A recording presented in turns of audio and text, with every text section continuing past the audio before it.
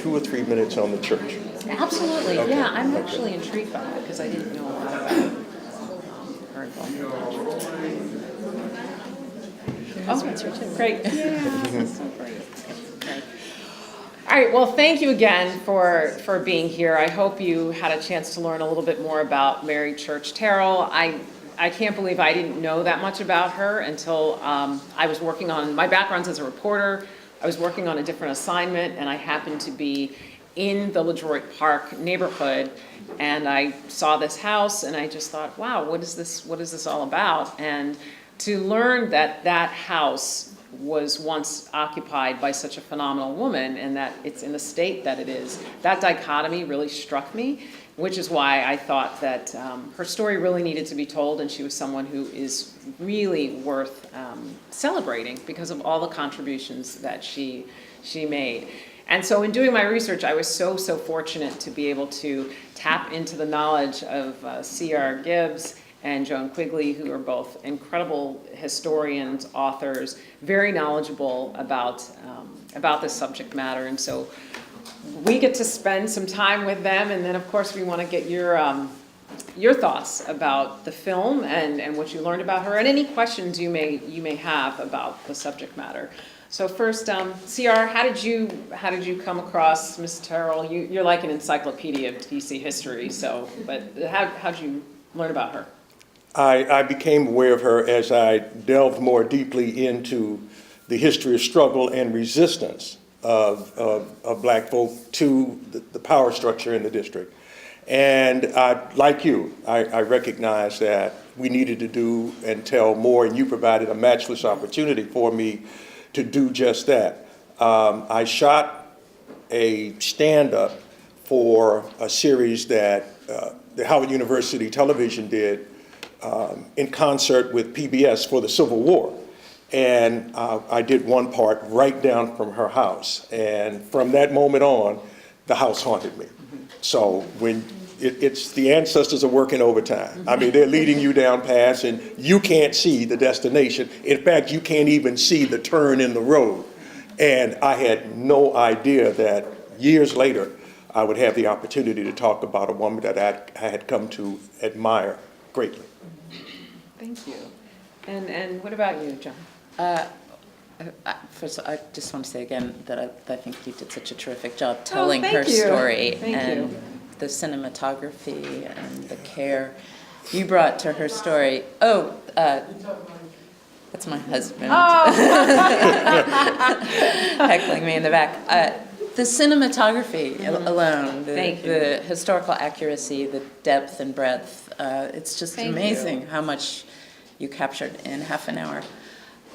My way into her story was also the house. I'm a writer, I'm a journalist, I was a lawyer before that. I'd always been interested in the civil rights movement, and I wanted to write a book about the civil rights movement in DC because I thought the focus, there hadn't been enough general market books about it. And when I Googled the civil rights movement in Washington, her house is what came up. And I saw the photograph, the half house, saw that it was on the National Park Service's Civil Rights Trail, and saw at the very bottom of the description of the house that she won a Supreme Court decision in 1953, a unanimous decision that desegregated Washington restaurants. And I'd been to law school, and I'd studied the civil rights movement, and I just thought, how do I not know about this woman and about this decision? And that, for me, was what the initial pull to learn more about her was through the house. And I think that's what's so remarkable about her is that here you have this woman who was able to do so much with a collective group. I certainly don't want it to seem like we are singling her out, but there were many people who worked with her on this. But I mean, that is a Herculean task to be able to do something like that in the 50s as a woman, juggling, the responsibilities that she had to her home life. And to be able to do that is just remarkable. And one of the other things I was really intrigued by was the relationship that she had with her husband at that time in terms of juggling being an activist and also being a wife, and then her husband had these responsibilities as well. And so I thought that was a very, I was very intrigued by that dynamic, and they still had such a loving relationship. I wanted to know if both of you could talk about that as well. It was reciprocal in many respects, and it came out of a profound basis of mutual regard. Oftentimes, at that period of history, the man seemed to be a little in advance, or expected his wife to take a quiet back seat. I've often told the story, it may be apocryphal, of Booker T. Washington basically telling Judge Terrell that you need to put your wife in check. And that wasn't happening. That wasn't. And I'm not aware of any response that the judge gave to Booker T. Booker T was today we'd call a chauvinist or perhaps a traditionalist. He had a very traditional view of a woman's place. It wasn't wherever she wanted to be. It was in the kitchen and maybe at Tuskegee in the classroom, but that was pretty much the perimeter of what it should be. That Mary tested his very beliefs by proof, not by rhetoric, particularly to the young folk, not by rhetoric, but proof was just amazing, and I have no doubt partially confusing to him. Well said. Yeah, Joan. The word that comes to mind when I think about their relationship is complicated. And to me, that made it seem very real. They were both extraordinary. They were both determined and had access to amazing educations at a time when that wasn't easy.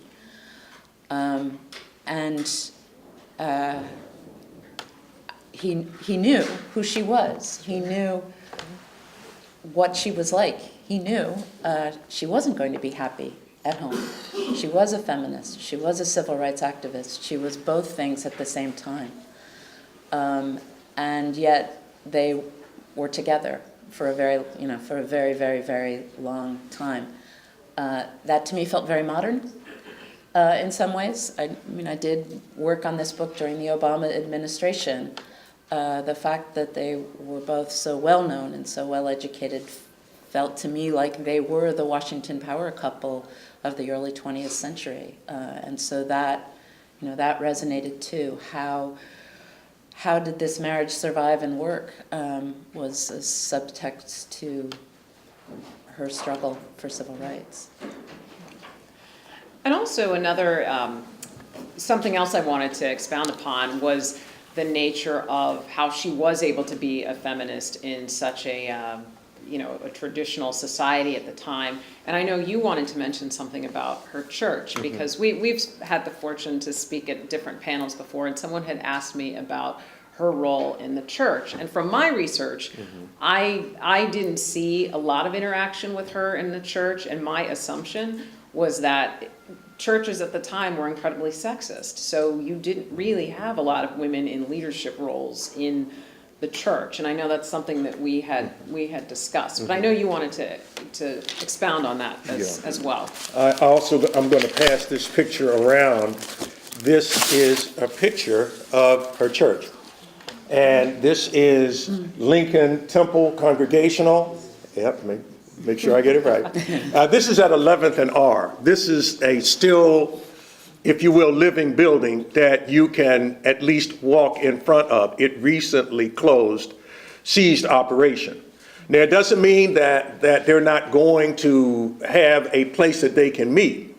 But what you've got to understand is that in its heyday, you might see Paul Robeson, you might see Jesse Norman, you might see some of the greatest luminaries to come down the hall of African American history on the front steps or even inside the sanctuary of this church. I was reflecting on this, and in the 80s, they even asked me to say a few syllables in the sanctuary. They had an abiding interest in history and culture and activism, and it hurts me to the soles of my feet to know that this is another church that we've lost through gentrification. So there is a reminder also about the neighborhood that all of you share. That is the Lincoln Temple is a congregational sect or denomination. They had done some outreach at the end of the Civil War. I even believe that General Oliver Otis Howard may have been inclined to the Congregational faith. They understood that building a presence in this community, which by the end of the Civil War was growing, the number of African Americans in this area was growing, and there was the period wherein they would, you'd come here, and this would be Mecca for not only education, but black business, where you'd see women who might not be able to do things that you could do on this hill. This is why you need to keep sacred your educational experience. I hope that if you stay up here long enough, the ghost of the ancestors will speak to you to remind you of your responsibility as well as your potential. Don't accept no. They didn't. Remember that perhaps one of the great lessons that you ought to get from the work that you saw here tonight. Maybe the great question you ought to ask yourselves, and those who are here from Professor Elizabeth Clark Lewis's class, I probably have preached this to you before. The ultimate question is, how did our ancestors who had so little do so much? And we who have so much do so little. This is the haunting question that our ancestors continue to ask us, to goad us. And I'm one of those old-fashioned people that believe they're in the stands. They're rooting for us from wherever the ancestors are sitting. They want us to succeed. And this is why, if they were able to do it in their time, you have a positive responsibility to exceed their expectations, to realize in that poem, And Still I Rise, you may think it's rhetoric when the author says the dream and hope of the slave. No, that's not rhetoric. It's a mission. And this is what you must do. There's no way history is going to call upon you as it called upon their generation and our generation to step up and fight. And finally, on that ticket, we understand that part of the campus was known as College Town. I mean, this place drew great minds and great energies like iron filings to a magnet. You had the Striver section further down the hill. All of these places, they had salons, not just in Mary Church Terrell's house, but they also had them at 17th and S, where everybody from Georgia Douglas Johnson, the poet, used to call sponsor Saturday nighters. You get some poetry. You get a little drama in a positive sense. You might even get a libation. But most of all, you got conversation. So please, I know y'all are happy on Facebook. Excuse me, I almost said MySpace, show you how far back I go. But please take these opportunities to communicate your ideas and remember that you're standing on the shoulders of giants.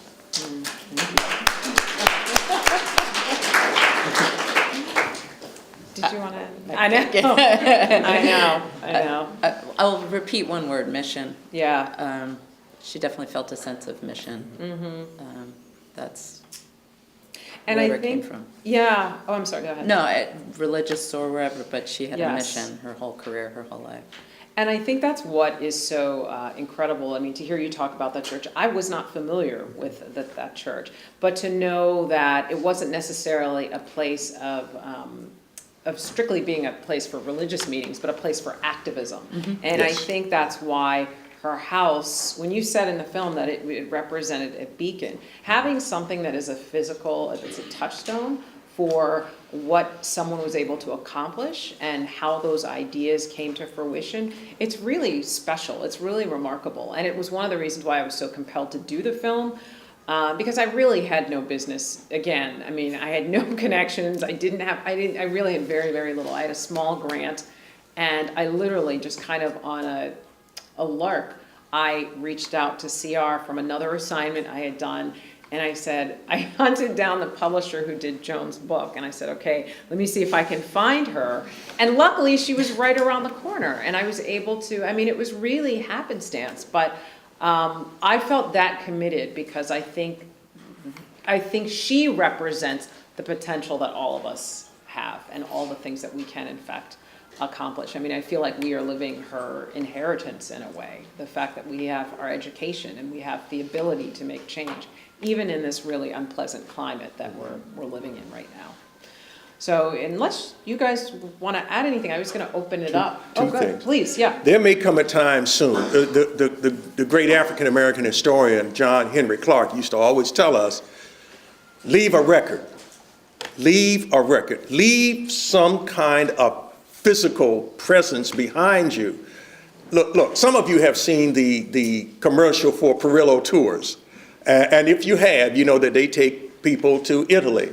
And the lady in the commercial says to be able to touch something, to reach out and touch something that's thousands of years old, it gives you an added sense of importance and purpose and pride. The same is true with 326T, because right now, the city has given a contract to the very place that Mary Church Terrell was the member of the Board of Education. The school building where she worked at 13th and K. And they've gone in, the contract has gone in and messed up the interior of the building. The Franklin School is the structure I'm referring to. They've gone in and messed that up. So I don't know how much longer that's going to be there. The only thing I'm sure of is that it will look less and less like it was during the time that she was a member of the school board. So we've got to save where we can evidence of our history. Again, remember, brick by brick, yard by yard, the black history of this town is disappearing every day. Y'all got to get busy. And if there's nothing else you can do, it is keep in mind those places that you see, places that you can go. And the second comment had to do with the church itself. The congregation starts in the 1880s. They build the church that's there at 11th and R in the late 1920s. And to realize that the developers may get hold of it within the church is going to look over its options within the next year or two. But after that, we don't know. So her legacy, which is relatively recent, may disappear or may be tainted by people whose only motivation is a dollar, ought to inspire all of us to do what John Henry Clark said, leave a record and try to protect those things that are material remnants of our history and culture.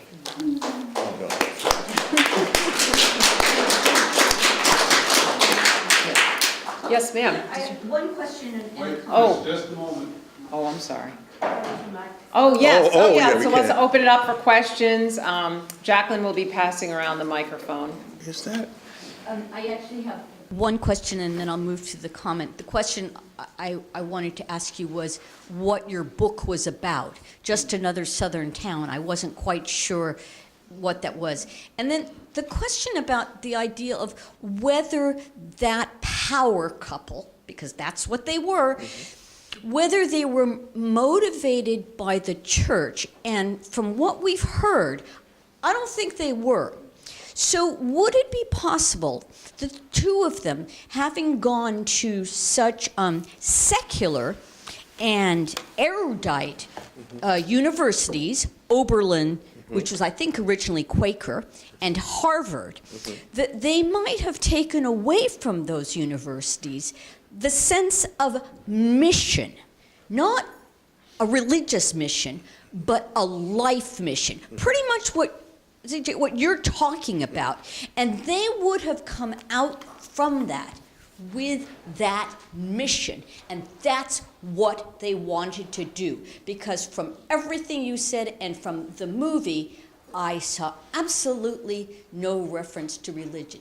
And as a secular person, it warms the cockles of my heart to remind people that the mission and your mission in life can be just as important as someone's religious mission. So we'll go back to your book. Well, in a nutshell, the book is about the case that she brought in the Supreme Court and her, Oh, which was okay. the fight to integrate Washington's restaurants. Okay, this is just another southern town. I wasn't quite sure. I'm going to read the book. Okay. It's a very good book. It's a very exhaustive history. The cover yeah. photo, if you do find it, and it's available in libraries, or at least it was when it came out, the cover photo is from here, from the archives here. So it's called Just Another Southern Town. Southern Town, Yeah, just another southern town. meaning Washington was viewed as just a part of the South, even though it is, of course, the capital of the whole country. And I think for both of the Terrells, education was so important to who they were. So it was part of the mission of who they were, of elevating the next generation and the generation after that. She worked with 4 generations of civil rights activists. She knew everyone from Frederick Douglass to Thurgood Marshall. So her mission was long and focused. The church, there was a Sunday, I recall, in 1922, when they advertised her speaking and at Lincoln Temple Congregational. She's speaking. The folks that are singing, she's backed up by a choir from, those of you who may be familiar with Nanny Helen Burroughs School. So, I mean, she's packing it, Brother Richard. I mean, she's going to have whenever she finishes her address, you're not just going to get a girls' choir, you're going to get a girls' choir from a known activist. Moreover, there was a certain responsibility they had to go to an appropriate church, not just any church.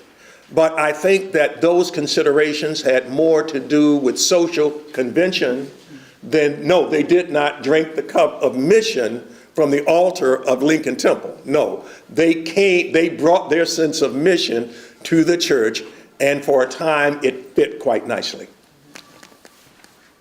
Hi, my name is Jaslyn. I was wondering if in her archived writings, if she wrote about her relationship with Mary McLeod Bethune. That's a great question. Did everybody hear the question? You did, okay. Yeah, no, it's for the camera. It doesn't amplify. So you're fine. From my research, I didn't go through all of the letters. I went through a lot. I know that they had a relationship, but it was very interesting from what I was able to read. Women's leadership was interesting, and I'll let you both we're all smiling because I think there is this public cohesion. Everybody works together. I do think because there were so many different factions, I think there may have been some jockeying at some point for different roles. But I think there was a public unified front. But you, please. After you. I think that's right. That's what her records that I saw, her archives were full of correspondence and photographs with Mary McLeod Bethune.